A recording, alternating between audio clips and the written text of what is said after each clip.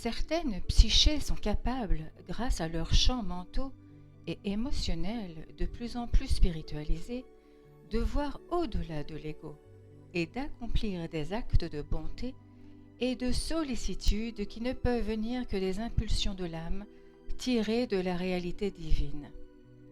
C'est pourquoi il faut accorder le plus grand respect et la plus grande considération à toutes les choses vivantes. Là où l'espèce a évolué au point de formuler des idées et des pensées claires qu'elle exprime en sons et en mots, et là où le développement spirituel de la psyché réussit à pénétrer la conscience de l'ego, la psyché commence à se poser des questions. La vie, n'est-ce que cela? Quel est le but de notre vie? Etc. Lorsque cela se produit, l'âme incite la psyché à reconnaître le besoin urgent de se tourner vers sa source d'être, qu'instinctivement elle sait exister, être sa vraie demeure et son lieu de repos. Le désir caché mais permanent de l'âme, qui veut se réunir à sa source d'être, peut maintenant être ressenti par la psyché. S'il existe des personnes qui n'atteignent jamais ce développement vital au cours de leur vie, c'est parce que les processus mentaux et émotionnels de leur ego sont si puissamment tournés vers l'exercice de l'intelligence et de la raison, que lorsqu'on leur pose des questions telles que « Comment la vie a-t-elle commencé? Dieu existe-t-il? Comment un univers aussi merveilleux a-t-il été conçu et créé ?» L'ego de celui qui ne cherche pas et du non-croyant n'est conscient que de sa propre omnipotence. Il se met en tête de réfuter toute existence d'une dimension supérieure de laquelle la Terre aurait pu prendre forme. Il renie la voix de l'âme relayée par la psyché et à chaque argument, il s'enfonce encore un peu plus dans les perceptions du monde matériel et visible qui représente sa seule sécurité. L'âme reste alors emprisonnée dans des chaînes mentales et émotionnelles, électriques et magnétiques de l'ego. L'esprit humain reste convaincu que l'âme n'existe pas, que la dimension terrestre de l'existence et la force vitale physique sont les seules réalités. Si l'esprit de telle personne est déterminé à rejeter tout murmure inspiré par la psyché ou l'âme, le corps souffre de maladies mineures, les relations seront tendues et la vie sera en général oppressante. Une maladie peut s'en suivre. Cela est dû au fait qu'une telle personne ne tire son énergie que des sources d'énergie limitées, venant de la nourriture qu'elle met dans sa bouche. Cette énergie procède d'un processus chimique et non de la source de toute vie. Tout en tirant votre vie d'abord de la réalité divine, qui vous a donné l'existence, vous tirez aussi votre énergie physique de votre nourriture et des processus digestifs. Il fabrique des enzymes pour transformer la nourriture en une forme utilisable qui nourrit les cellules physiques de tout votre corps et de votre esprit. Voilà quelle est la vie du corps. Beaucoup de gens vivent et meurent en puisant exclusivement dans l'énergie issue de leur processus physique. Le type et la quantité d'énergie puisée dans les processus physiques sont fortement influencés par les champs mentaux et électriques, émotionnels et magnétiques de l'être vivant. Les champs électriques et magnétiques qui entourent tout ce qui vit, depuis l'amibe jusqu'à l'éléphant et l'être humain, sont les rayonnements de force de vie qui appartiennent à l'âme en propre. Ils se combinent avec d'autres rayonnements émanant de l'être qui vit, ceux de sa conscience-connaissance, dont l'activité mentale et électrique est dynamique, ceux encore de ses pulsions émotionnelles et magnétiques d'attraction-répulsion. Ces champs électromagnétiques sont profondément affectés par toutes les pensées et sentiments qui traversent l'esprit et les émotions de l'être. À leur tour, les champs affectent profondément les processus physiques du corps. Ils en améliorent ou détériorent la santé selon l'état de conscience de la personne, qui est soit en harmonie avec les rayonnements de force de vie, de l'intelligence et amour divin, soit en conflit avec elle, du fait de pulsions issues de l'ego. Une entité malheureuse dépérit et meurt. Une entité heureuse s'épanouit. C'est là un fait fondamental de l'existence. En dernière analyse, chaque entité vivante se nourrit de son état intérieur de contentement ou de frustration. On peut constater la vérité de cette affirmation dans le développement physique et la conscience d'un bébé. En effet, un enfant satisfait et heureux s'épanouit, rit facilement et rempli de joie. Le contact avec une mère aimante accroît son bien-être. Les rayonnements de contentement et d'amour de la mère vers l'enfant nourrissent les rayonnements de conscience du petit et augmentent à leur tour la force du petit corps. Pendant que l'enfant se développe, sa personnalité en évolution commence à colorer les rayonnements de son âme de force de conscience lumineuse ou sombre, laquelle renforce la santé de l'enfant ou au contraire la diminue. Une personne dotée d'un psychisme puissant peut avoir les champs électromagnétiques s'affaiblir chez un individu ou un animal dont les champs d'énergie sont réduits, bien que, à ce moment-là, ni l'individu ni l'animal ne donnent signe de mal-être physique. Il peut se passer un jour ou deux avant que le corps lui-même commence à manifester la diminution de l'énergie de conscience sous une quelconque forme d'épuisement ou de maladie. Il y a sur Terre des gens qui ont développé des instruments permettant d'enregistrer ce phénomène et dans les années à venir, ce sera une méthode reconnue de diagnostic et de traitement d'affections imminentes. En outre, avec l'évolution de la technologie, de la connaissance scientifico-spirituelle, l'état mental et émotionnel exact, responsable de l'épuisement physique, sera d'abord révélé sous hypnose et enregistré électroniquement en fréquence de vibration sur des écrans. Cela sera suivi d'une investigation électronique décrivant les fréquences vibratoires des diverses parties du corps sur des écrans similaires. Ce procédé impliquera des changements de couleur, car chaque schéma de conscience se manifeste d'abord aussi bien en fréquence vibratoire qu'en couleur. En comparant les fréquences vibratoires mentales et émotionnelles avec les fréquences vibratoires des parties du corps, on pourra localiser l'organe privé d'énergie ainsi que la cause mentale et émotionnelle. Les psychiatres ne fouilleront plus dans les expériences passées, investiguant, classifiant, produisant des rapports sur les origines ou causes probables des désordres mentaux, émotionnels et physiques, fournissant ensuite des prescriptions intellectuelles pour les combattre. La vérité sur l'état spirituel de l'homme intérieur sera clairement révélée. Elle sera une base sûre pour les instructions spirituelles et le travail de méditation à faire qui permettront aux malades de recouvrer la santé, la vitalité, d'envisager de nouvelles perspectives, de nouveaux buts et d'accroître sa capacité d'amour inconditionnel. Naturellement, on n'utilisera plus de médicaments pour élever les rayonnements de conscience du patient puisque c'est la diminution de vie divine d'énergie de l'âme qui est responsable de la maladie. On lui expliquera comment élever délibérément et systématiquement les fréquences de vibration de la partie du corps affectée et comment traiter les circonstances personnelles ayant causé la maladie psychologique et la diminution de l'énergie de l'âme. Le patient sera aussi considérablement aidé par l'influx d'énergie divine que lui transmettront les mains des gens qui sont de véritables canaux de pure vie spirituelle. Avec ces procédés de revitalisation, ces nouvelles perceptions et le contrôle des pulsions de l'ego, la condition physique s'améliorera rapidement en quelques jours, sinon immédiatement. Cependant, en lisant ces lettres, vous pouvez commencer à effectuer votre propre guérison. Dans votre auto-traitement, ces instructions concernant la réalité divine qui donne l'existence seront prépondérantes, ainsi que la juste manière de vous y syntoniser et d'attirer la vie divine dans le processus de guérison.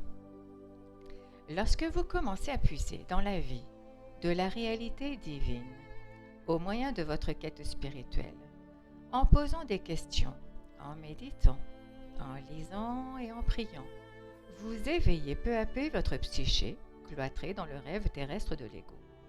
Vous attirez dans votre esprit et vos émotions la nature de la réalité divine elle-même. Tout ce qui traverse votre esprit et vos émotions se transmet au champ magnétique qui vous entoure. Ceci contribue à votre force.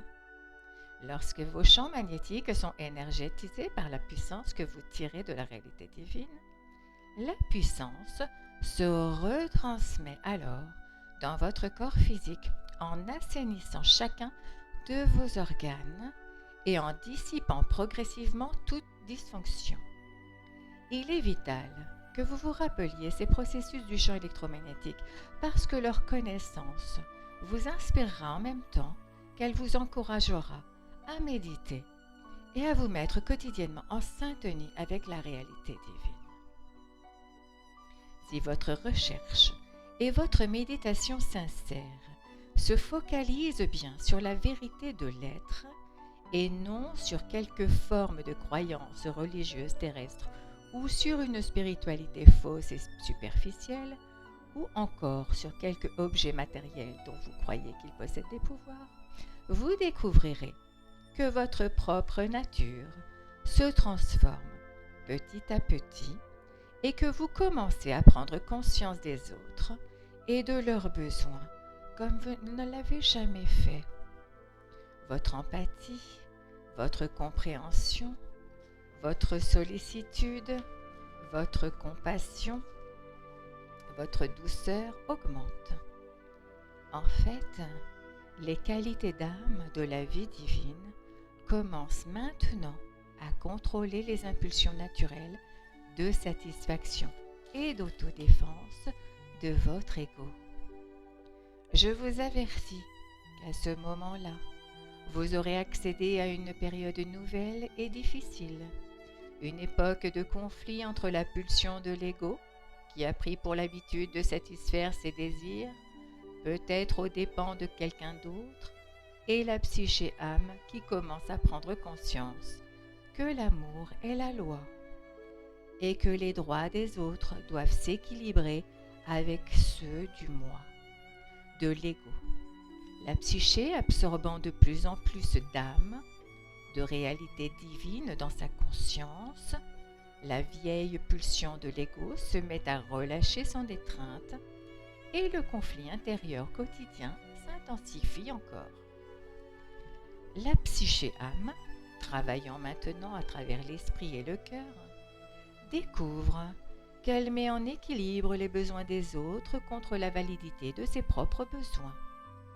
Elle commence à se sentir accablée et lasse de la lutte interne sans fin que lui causent les questions qu'elle se pose et son jugement sur elle-même. Lorsque la psyché atteint ce point de perception, cela indique que l'abstraction de la conscience humaine s'est affinée à un point tel que l'âme est maintenant en train de se rapprocher de la divine réalité pour se réunifier à elle. L'âme reconnaît par l'intermédiaire de la psyché qu'elle aime l'amour divin ou réalité divine plus qu'elle n'aime quoi que ce soit de terrestre et qu'elle se languit du jour où elle sera complètement réunie à sa source d'être. La psyché finit par renoncer aux pulsions de l'ego au profit de la réalité divine et supplie d'avoir la force d'abandonner l'ego pour finalement nourrir à sa personnalité. Ceci se produit lorsque l'on atteint vraiment le point culminant de sa vie spirituelle et l'on a généralement besoin d'un maître spirituel pour être guidé dans ce processus. Cette mort de la personnalité ne devrait jamais être entreprise comme moyen d'atteindre une plus grande intuition spirituelle. C'est éminemment dangereux et ne vous fera pas atteindre une vie spirituelle ou terrestre plus réussie. Elle sera très destructive pour la psyché et pour l'ego si elle a lieu trop tôt. Elle entravera tout le processus du développement de l'âme psyché égo-physique. Personne ne devrait entretenir une telle pensée dans le but d'être plus avancé en perception et en vérité spirituelle. Un tel acte de volonté sera contre-productif, puisqu'il procède complètement de l'instinct de l'ego afin d'être spirituellement plus important. Dans cette expérience de maîtrise de l'ego se produit au bon moment, de la juste manière, l'âme, par l'intermédiaire de la psyché, est dans une large mesure libre de communiquer directement avec la réalité divine, puisque le bavardage incessant de la conscience de l'ego cesse. L'attirance pour le monde n'est plus prépondérante. Les ambitions égocentriques disparaissent. Le désir de possession personnelle se dissout. La paix règne dans l'esprit. L'âme, qui s'exprime dès lors clairement à travers la psyché, désire élever, nourrir, contribuer à la croissance d'autres âmes, éduquer et soigner avec compréhension et tendresse, sans aucun désir de récompense ou de reconnaissance. Lorsque l'âme est attirée dans un contact et un alignement de plus en plus parfait avec la réalité divine, son seul but terrestre est de traiter son voisin, autrui, avec le même soin et la même considération que s'il s'agissait de son propre contentement et épanouissement. Donner devient aussi facile que respirer. En définitive, cela devient un privilège de travailler pour et avec d'autres gens à promouvoir leur bien suprême. Voilà ce qu'est l'acte d'amour divin. Il n'y a toutefois aucun sentiment dans la réalité divine. L'intention derrière l'individualisation était de permettre à la réalité divine elle-même d'expérimenter sa propre nature de créativité, de joie et d'accomplissement personnel. Par conséquent, au temps où je vivais sur Terre, j'ai très clairement tracé les lignes entre donner et recevoir, en disant « Faites aux autres ce que vous voudriez qu'ils vous fassent. » Cette déclaration était un avertissement affectueux, signifiant que vous récoltez ce que vous semez. C'était aussi une façon d'indiquer le comportement à suivre. Si vous vous comportez envers autrui comme vous le souhaiteriez qu'autrui se comporte envers vous, alors vous pouvez être certain d'agir uniquement du point de vue de l'amour. Si autrui vous refuse ce que vous aimeriez recevoir, avancez en tirant leçon de l'expérience. Vous progressez ainsi vers l'accomplissement d'un acte d'amour véritable qui, s'il est rejeté par autrui, vous offre l'opportunité de découvrir quelque chose de mieux apprécié à l'avenir. C'est ainsi que vous grandissez dans l'acte d'amour. J'ai aussi dit « Aimez votre prochain comme vous-même ». Cela signifie que le souci du confort de votre prochain devrait correspondre au souci que vous avez de votre propre confort. Cela signifie aussi que ce que vous souhaiteriez qu'il arrive aux autres, vous seriez heureux que l'on vous le souhaite de la même manière. Cela signifie qu'il faut que vous pensiez aux autres ce que vous voudriez que l'on pense de vous. Cela signifie que votre conscience tout entière devrait s'orienter vers la sollicitude et le soutien de votre prochain, quoi qu'il puisse faire de blessant à votre égard. Tous les êtres humains vivent dans une jungle de désirs humains, de buts, de faiblesse, de désillusion, de colère et de frustration. Et ces consciences en guerre avec elles-mêmes produisent nombre de réponses et d'actions faibles et inappropriées. Ainsi, observez la faiblesse, pardonnez à la méchanceté et renvoyez-les dans le néant d'où elles viennent. La seule vérité et réalité dans votre vie est l'intelligence et l'amour de la conscience divine. Tenez-vous-en fermement à cette conscience en toutes circonstances. Pour trouver le royaume des cieux dans lequel l'âme est en harmonie avec la réalité divine, vient un moment au cours de votre évolution où vous n'avez plus envie de vivre selon les perceptions et la conscience terrestre qui animent les rapports des êtres humains. Votre désir le plus cher est de vous en retirer complètement et de vous concentrer sur la transmission à autrui de votre propre contact avec la réalité divine. Veillez à ne pas imposer votre voie spirituelle aux autres, qu'ils soient eux-mêmes sur leur sentier spirituel ou non. En même temps, vous devez préserver votre propre sérénité en ne laissant pas autrui profiter de votre bonne nature. Vous devez clairement marquer vos limites entre le juste et le faux. Empêchez l'égoïsme d'autrui d'envahir votre intimité. ce qui pourrait détruire votre tranquillité d'esprit. Pour la garantir, il n'est nul besoin de laisser votre ego exercer à nouveau sa domination. Vous pouvez protéger votre intimité de manière pacifique.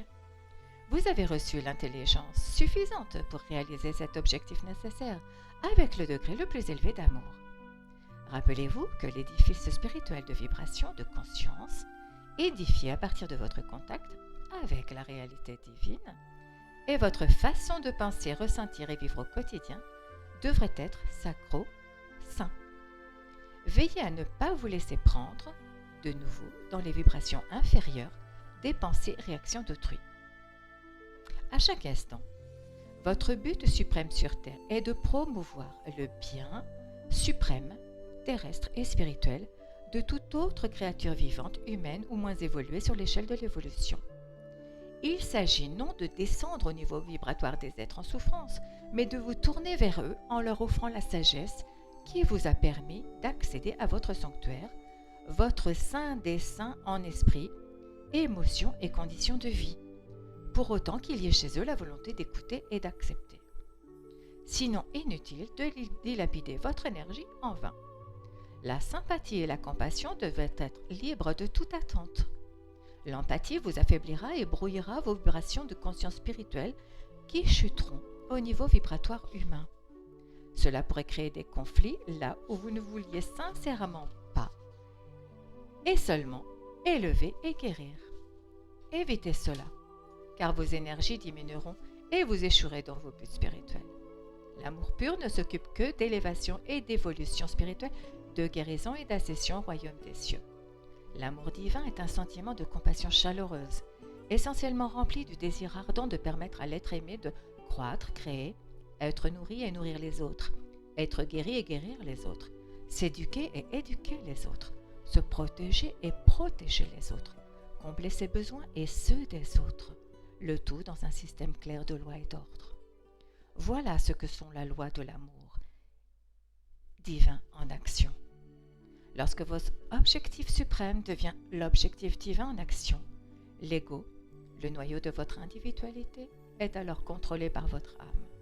La pulsion de l'ego devient votre véritable défenseur et le réel protecteur de votre confort personnel. Mais elle travaille maintenant en parfaite harmonie avec les directives de votre âme qui tire sa nature de la réalité divine. Je répète, il n'y a aucun sentiment dans la réalité divine, aucune suppression des limites assurant la loi et l'ordre, afin de convenir aux exigences de l'égoïste, aucune faiblesse de capitulation et de concession face à l'obstination d'autrui. À tout moment, souvenez-vous que tout le monde doit respecter autrui, respecter les droits d'autrui à l'intimité, à la sécurité, à la paix de l'esprit et de l'harmonie. Si ces divergences surviennent, elles peuvent être traitées dans le respect mutuel. Plus vous êtes évolué spirituellement, plus vous respecterez les couches les plus hautes comme les plus basses de la société, les tenant pour égal, non au nom de Dieu, comme aiment à le dire les humains, mais du point de vue de votre propre perception spiritualisée de l'égalité fondamentale des âmes de tous les êtres. Respect et amour divin vont de pair. Le véritable amour est hautement respectueux de l'être aimé. Le respect établi entre deux personnes conduit souvent à la forme la plus élevée de l'amour. Si vous trouvez cette lettre difficile à accepter, rappelez-vous que l'esprit humain est limité dans sa compréhension des dimensions qui dépassent le plan terrestre. Ne laissez pas le raisonnement de l'ego empêcher la poursuite du voyage de votre âme. Dans ma prochaine lettre, je développerai le thème de l'amour divin et m'étendrai sur l'amour propre issu de l'ego en vous montrant exactement comment les émotions magnétiques contrôlent actuellement vos pensées, vos émotions et votre vie. Je soulignerai ce que vous pouvez faire pour les surmonter et finalement les éliminer de votre conscience. Mon objectif est de vous conduire le long du chemin de la découverte de soi et de l'évolution spirituelle, afin que vous puissiez accéder immédiatement à la lumière, pas seulement lors de votre passage dans la prochaine dimension d'existence, mais pendant que vous êtes encore sur Terre. Pour le moment, vous vivez une existence sombre, pesante, au lieu de vivre consciemment dans la conscience divine. Pénétrez-y et permettez-lui d'infiltrer et de réjouir votre pensée et vos expériences de vie. Sachez que ma conscience christique est avec vous à chaque moment et que vous pouvez avoir un accès immédiat à moi lorsque vous appelez. Que ceci vous soit un réconfort, mais non une béquille. Je ne suis qu'une passerelle vers votre propre illumination et votre propre ascension à la conscience christique.